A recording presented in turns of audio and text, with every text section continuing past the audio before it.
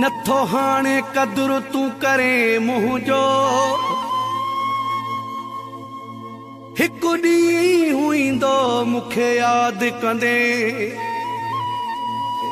आमिर अली मीरल कुंभरल रोई पाण खे तू बर्बाद कंदे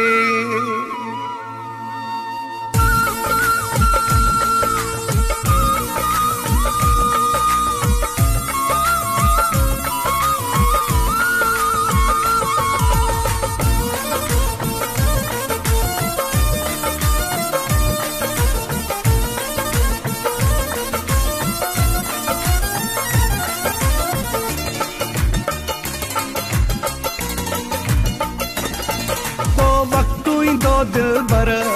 मुखे याद करे रोंदे ॾिसी खाली पंहिंजा घर मुखे याद करे रोंदे को वक्त ईंदो दिल भर मुखे याद करे रोंदे को वक्त ईंदो दिल भर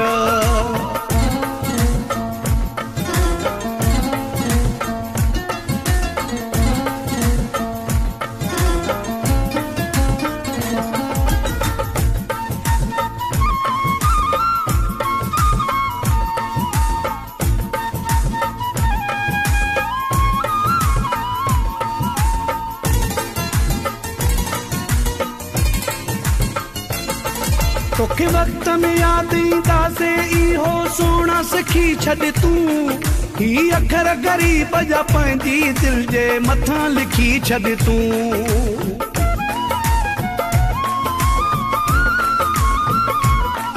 तोखे वक्त में याद ईंदा से इहो सोना सिखी छॾ तूं ही अखर ग़रीब जा पंहिंजी दिल जे मथां लिखी छॾ तूं मुंहिंजा साम्हूं ईंदे अखर मुखे याद करे रोंदे ॾिसी खाली पंहिंजा घर मुखे याद करे रोंदे को वक्त ईंदो दिल भर मुखे याद करे रोंदे को वक्त ईंदो दिल भर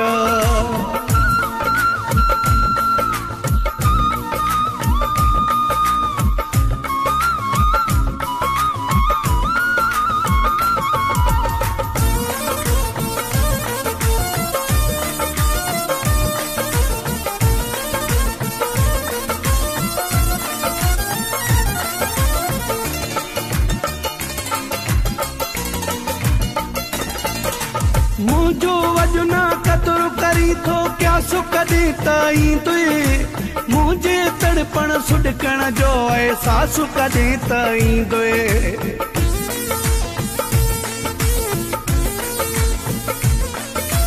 मुझो वजना कदर करी थो क्या सुख दी ताई तुए मुझे तड़पण सुडकण जो एहसास कदी ताई दुए थो चवां तोखे हर हर मुखे याद करे रोंदे को वक्त ईंदो दिल भर मुखे याद करे रोंदे को वक्त ईंदो दिल भर मुखे याद करे रोंदे को वक्त ईंदो दिल भर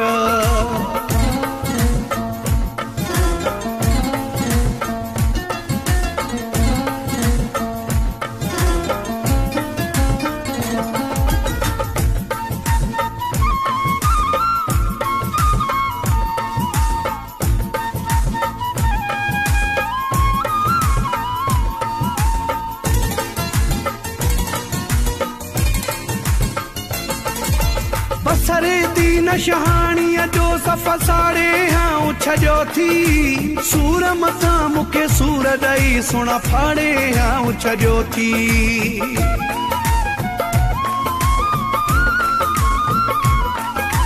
बसरे दीन शहाणीअ जो सफ़र साड़े हाँ छॾियो थी